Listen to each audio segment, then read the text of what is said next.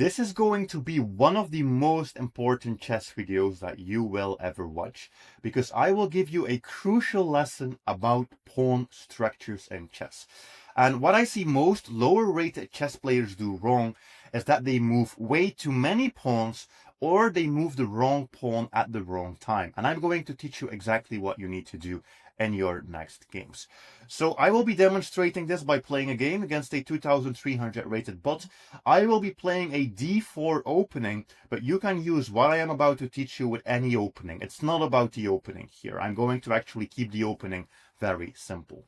So what I like to do in my games, at least in the beginning of my games, is to put one of my pawns in the center. Whenever we talk about the center, we are talking about these four central squares.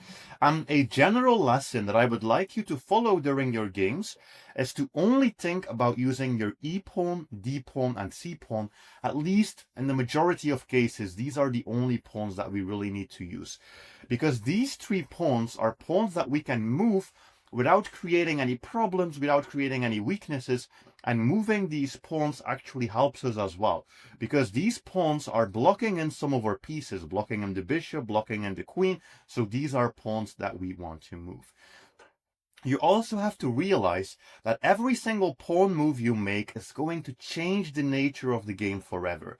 For example, here, my opponent plays e6. What does this tell us? This tells us that they will never be able, or at least very unlikely that they will be able, to play the move bishop g5 or bishop f5, because that bishop is stuck. It also tells us that most likely they will be playing the move pawn to d5 next.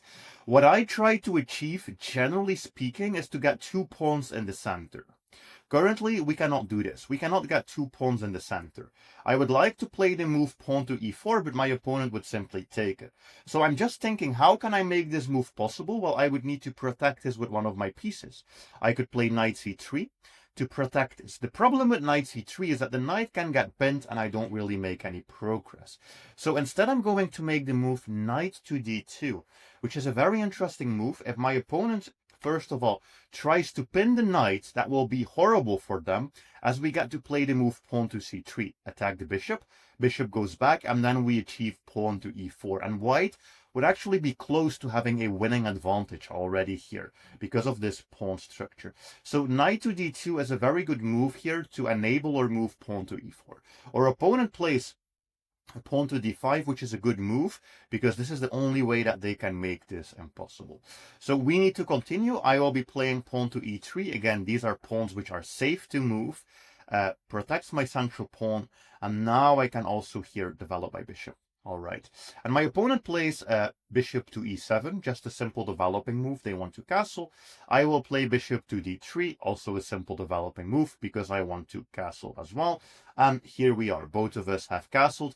And now this is really where the game is going to begin and where the most important part of this explanation is going to happen. So for the rest of this game, I will mostly be talking about pawns. So opponent plays the move pawn to c5.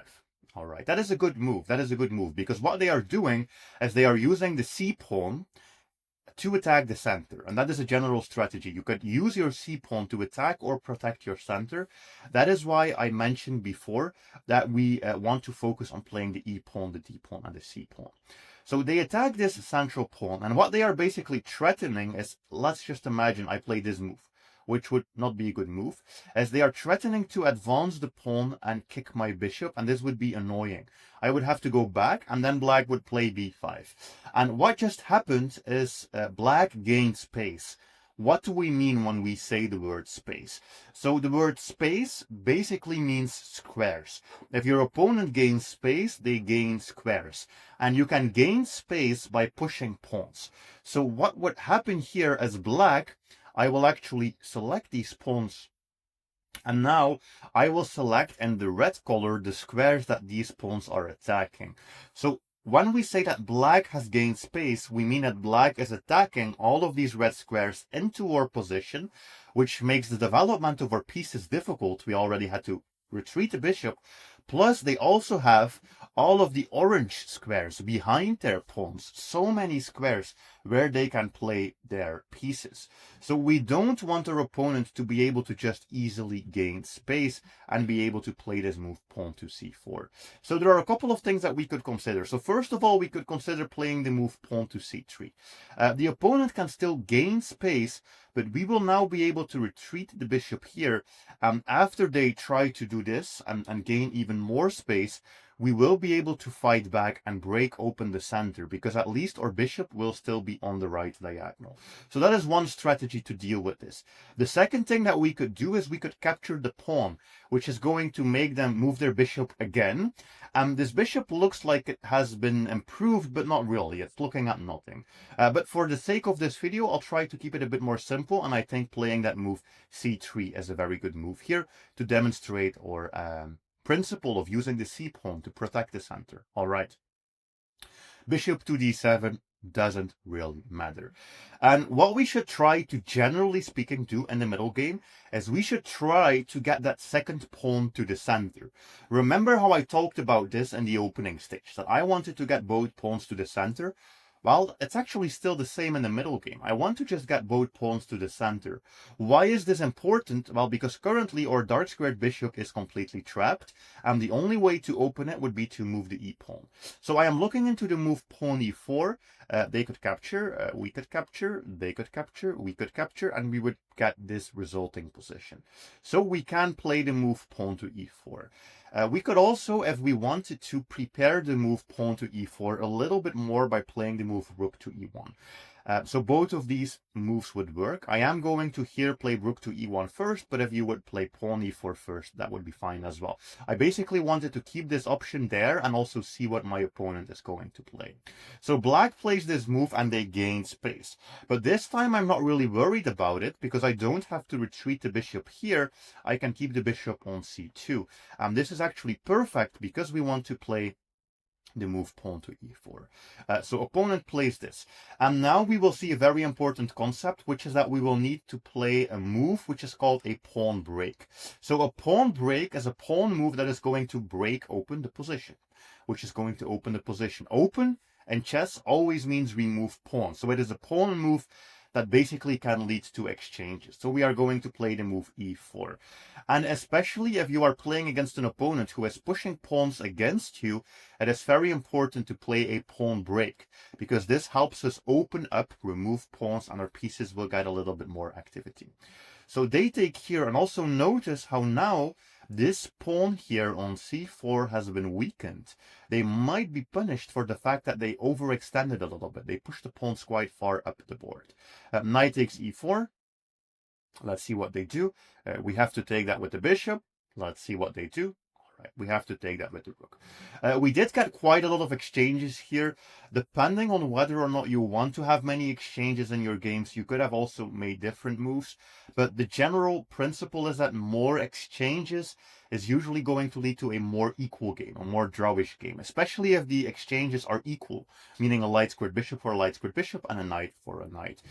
So our opponent has gained some drawing chances, you could say, by these trades. We are playing a very strong opponent, so I honestly don't really mind. So let's have a look at this resulting position. I try to keep my pawn structure as simple as I possibly can. We have the 3 pawns in front of the king. We also have, well, I will mark it in a different color, we have these pawns, which are very beautifully connected, strong supported center. This is also called a pawn island. So currently white has 2 pawn islands. I have the red pawn island in front of my king, and I have the blue pawn island here on my queen side. How many pawn islands does the opponent have? That is the next question. Well, my opponent has this red pawn island. They are all connected. And then the question is, this on the left, is this 1 pawn island or is this 2 pawn islands? Well, it depends. You could say that this orange pawn and then these blue pawns, they are not connected. But I do see a future where they can connect the pawns. They could move them up the board. So this is also considered a pawn island because it can still be connected. If that connection was not possible, then my opponent would have 3 separate pawn islands. Why is this important? In general, you want to limit the amount of pawn islands you have as much as possible. More pawn islands usually just means more weaknesses. All right, so we need to find a good move here. I think we have a couple of things we could think about. One interesting move is the move queen to e2. This improves our queen and it also attacks this weak pawn. Basically asking them the question, what are you going to do? In this case, they moved the queen, but I was thinking there was an opportunity that they would have moved their pawn. If it was a lower rated player, I'm pretty sure they would have moved the pawn. And my strategy would be to play pawn a4.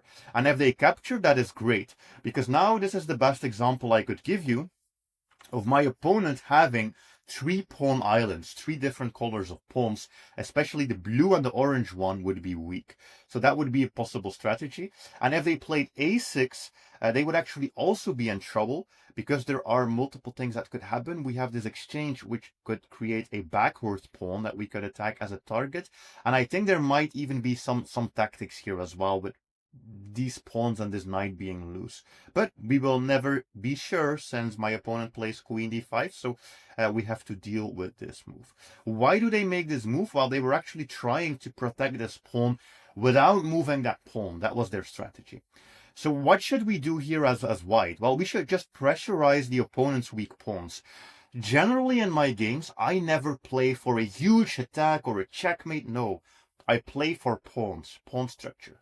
I try to gain a better pawn structure, and then once I have a better pawn structure, I try to win a pawn, then I go for the endgame, then I try to promote my pawn, and that's how I try to win the game. It's a different style of chess compared to beginners who just attack, attack, attack, and they try to win pieces or checkmate, which doesn't happen at the higher level usually. So what can we play? How can we add an attacker to this pawn? Well, we have the move knight e5. Knight e5 actually just simply adds an attacker to this pawn. My opponent could always capture this with the knight. I would be very happy because I can capture back with my rook. Rook is well placed. Queen has to move. Queen also needs to keep an eye on this pawn. And yeah, black is too passive and something will break in that position. But instead, they play the move pawn to b5. So what they have done is they have technically connected these pawns. The game's not over yet. We have to try to keep putting pressure here. So I want to see if I can create some damage in their pawn structure. So one of the moves that I am thinking about here is that move pawn to a4. Pawn to a4, and if they take, I would be very happy because now I will be able to capture, I think, here, and then rook a4. Actually, no, it's other way around, probably. Rook a4 first, right? We add this attacker, and then we would be able to capture here and see if we could win that pawn. Important. So that would be the strategy. So pawn a4 is a good move to consider. We could also exchange the knight. Force the queen back and then think about something, but I feel in that variation pawn a4 is less likely to happen. Or we could also just keep everything as is and make a piece move, because we actually have one remaining piece which is not developed, which we can simply develop. And the good thing with these pawn structures and the plans that rely on pawn structures is that these plans are static plans. These plans will be in the position for quite a while. That move a4, it was possible before, it will be possible in the future. It's not because we make a different move in between that it's suddenly going to disappear. So we can also optimize our pieces, especially before you play any pawn move that deviates from our plan, like the a4 push, which is not the cd or e pawn. We would want to make sure that we really win something. So for now, I'm actually going to not play this move. We could have probably played it, but for now, I'm going to just not play it, because the main thing that I want to demonstrate with this video is that most players move way too many pawns. So I'm trying to really keep a minimalistic strategy, you could say it, with the pawns. All right. And they play pawn to a6. So opponent is playing incredibly well here. We have to see if we could find a plan. We need to find a plan. What plan could we possibly go for in this position? So all of our pawns are well placed. We have no weaknesses. We could try to create weaknesses for them, but we are also taking risks for our own pawn structure when we do that. We can always exchange pieces. I'm looking into the move knight takes c6, queen takes c6. Try to see if we could go from there. One thing that I notice is that actually my opponent's kingside structure might be somewhat vulnerable, because they have these 3 pawns in front of the king, yes, But the knight is missing. The knight is the most important defender, and the knight is missing from the defense of this king. So there might actually be something we can do by putting pressure on those pawns. So what I am going to try is I'm going to exchange this knight, and I'm going to play bishop to e5. Just to see if we could put some pressure. So my strategy is bishop e5, and I'll just make a random move for my opponent. Let's make a move. I mean, we have queen g4, rook g4, some type of move that puts pressure on g7. That is what I was looking for. But instead they play the move pawn to f6, and now things are really going to become interesting. Because we have kept true to our strategy. Look at these pawns. Our pawns are still perfect, no weaknesses. What's this? They have broken the rules severely this time. They have pushed the f-pawn. There is a reason why I don't recommend doing things like this, because you are creating weaknesses. So the question is, what weakness was created by the advance of this f-pawn? Well, whenever a pawn moves forward, it leaves behind the squares it was protecting before. So what is the weakness here? e6 is a weakness. Well, look at this. We have 3 pieces aiming at the weakness. I guess we are winning a pawn. We have a bishop which is under attack, so let's move it. And now we simply have 3 attackers onto that pawn. They can push, but I think we can exchange this. So let's have a look at this. We take this. They take this. We take this, and that is just a free pawn. Although we have to always keep in mind every possibility. So if we take, they don't need to capture back. What could they do instead of capturing back? I think they could play the move f5, which attacks the rook. And if we go back, we would actually be in trouble because of f4. So this is somewhat sneaky. This pawn, it looks like it's free, but I think if we capture it because of f5 and f4, we would actually be losing a piece. So that is something that we need to solve. So very important moment. We have the opportunity to win a pawn, and also this pawn is pinned, so they cannot capture because they would mouse slip. They would lose a full piece. So we have an opportunity to win a pawn. This is a crucial moment in the game. This is also a moment where we can possibly disrupt our own pawn structure. Because if we break our rule to win material, that was the end goal, right? The end goal was always winning material. Because only by winning material can we win the game. So I am considering the possibility of the move pawn to f4, but we have to be very careful considering this move. Pawn to f4. Why am I even thinking about this move? It's an interesting move. If they take and we capture back, we have now this huge attack on the e file. And we also have a lot of chances to go at the king. So this position generally looks good. If they, I don't know, do whatever, we are just winning that pawn. But probably I think we could do it this way. We could do it this way. We are going to be winning that pawn. This push is not really a problem because we would have the move rook to f4, and this is all still very well protected. So I guess this works. It's a dangerous move to play, generally speaking. If you are unsure of this move, you could technically also play something else, but I think this is going to be our move. All right, they take, and now we actually have to make a choice. We could capture back here, or I think we could also capture on e7, but then, yeah, this would be a very bad pawn structure video if I allowed this to happen, so we are going to capture back. You might think that, okay, like, what's the point? You didn't even win the pawn. Which is true, I didn't win the pawn. I thought I was going to win it, but no, they found a good way here to fix everything. But if we look at the pawn structure, it's still beneficial for white. We have this queenside pawn island, this kingside pawn island, and my opponent still has some weaknesses. So we will just have to keep going from here. Bishop d6, I think this might even be a tactical problem because we have rook e6 spinning the bishop. It looks to me as if my opponent is slowly falling apart here. They are also doing the typical beginner panic move, which is that they don't know what to do, so they start moving pawns. Well, yeah, that's generally not the plan. So what are we going to achieve because of the moves that we made? Well, we have a lot of pressure and we have way better pieces than our opponent. Notice how this can never be captured or the queen would be lost. I said before that we could look for attacks on the king, and I still think that is true. One of the plans that I have is to play queen h5, take, rook g7 and see if we could put some pressure on these pawns. Infiltrating with the rook is a key strategy. So let's play this move queen h5.